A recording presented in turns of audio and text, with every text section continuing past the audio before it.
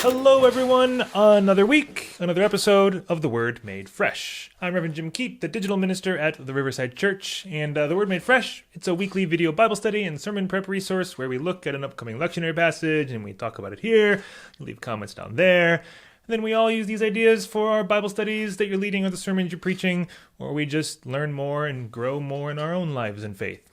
Sound good?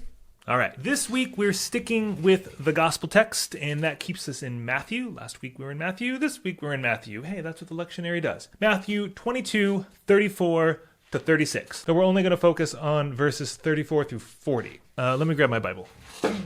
Here's what it says.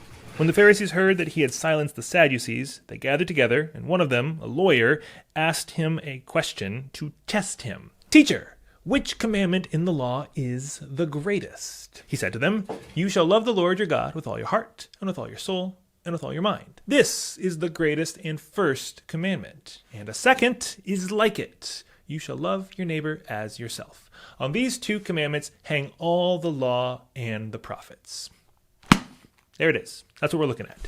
So you're probably familiar with this text. It shows up in all three synoptic gospels, Matthew, Mark, and Luke. Luke's version is the one that gives us the parable of the Good Samaritan as an example of what it means to love your neighbor. But here in Matthew, we're just given the question, which commandment in the law is the greatest? And Jesus' answer, you shall love the Lord your God with all your heart, with all your soul, with all your mind, and love your neighbor as yourself. So I want us to look closer at this question and at Jesus' answer, because this is more than just a passing question and a whole lot more than an off-the-cuff answer that Jesus gives. So you see, during this time, there were a couple of questions you would commonly ask a rabbi or a teacher in order to get a sense of what they believe. One of them is, how should I pray?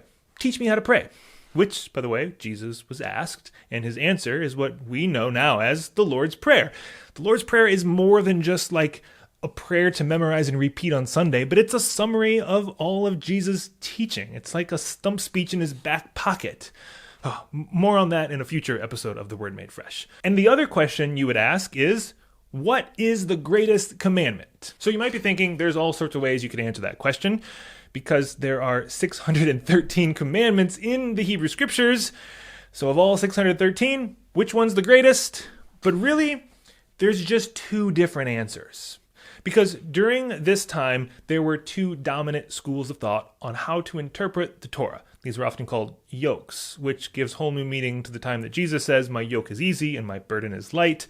But again, more on that in a future episode. Now, these two dominant schools came from two teachers from the end of the last century BCE and the beginning of the first century of the Common Era, putting them right there at the time when Jesus would have been doing his thing and being questioned by this Pharisee and the lawyers that we see in this text in Matthew. So one of these schools followed the teaching of a guy named Shammai, and the other followed the teaching of a guy named Hillel. Now, these two had a lot in common, but they differed in a few significant places. For example, Shammai believed that only the worthy student should be allowed to study Torah. But Hillel thought that it should be taught to anyone because studying it is what makes you worthy. Or there's this one. Shammai said it was wrong to tell an ugly bride that she is beautiful because it's wrong to lie. But Hillel said that all brides are beautiful on their wedding day. So even if she's ugly on her wedding day, she's beautiful. And someone once asked them, maybe this happened, I don't know, maybe it's a myth, either way it's a good myth. Someone once asked them both if the entire Torah could be explained while they stood on one foot. Shammai dismissed the person, though I think it might just be because he wasn't good at balancing on one leg. But Hillel responded by saying, what is hateful to you, do not do to your fellow. This is the whole Torah. The rest is explanation. Go and learn. Which, if you look close enough at that response, you'll realize that it's almost identical to what Jesus says in Matthew 7. In everything, do to others as you would have them do to you. For this is the law and the prophets. So if you think Jesus invented the golden rule, he was actually quoting Hillel. But back to the question in this text. What is the greatest commandment?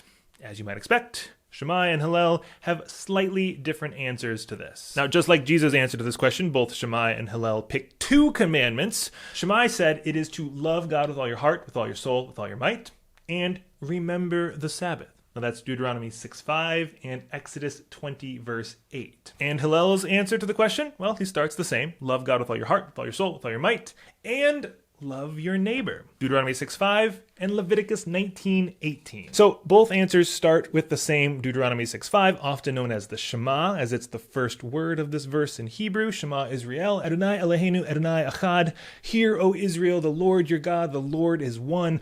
Love the Lord your God with all your heart, soul, and strength. And this, by the way, still serves as the centerpiece for the morning and evening Jewish prayer services happening like everywhere right now. Well, not everywhere right now because a morning service happens in the morning. I guess everywhere right now because it's always morning somewhere. Huh, look at that. Just learned about time on this episode. But then their answers split on the second half of the question. Shammai focuses on obedience, remembering the Sabbath, obey the Sabbath. And Hillel focuses on love, love your neighbor. And all of this means that Jesus' response isn't so much an original answer as it is an identification with one school over the other. Because when he's asked this question by the lawyer, it isn't to actually hear what Jesus thinks, but to find out where Jesus stands. Are you on Team Shammai or Team Hillel? And Jesus, it turns out, is on Team Hillel. Now, all of this is more than just interesting Bible trivia, though it's definitely that. Insights like this remind me that there is more going on in each story than just the words on the page. There is such a rich and textured context upon which every story of the Bible is embedded.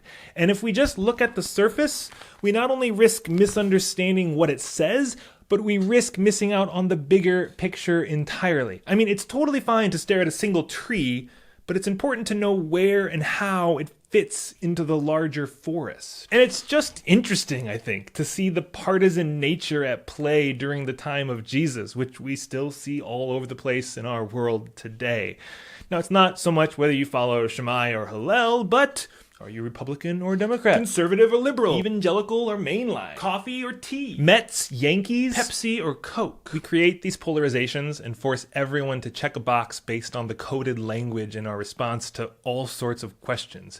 Some silly like coffee or tea, and others with far more serious implications, like the role of government in our lives and whether the mission of the church is to save souls for heaven or to bring heaven to earth. So where does all of this land?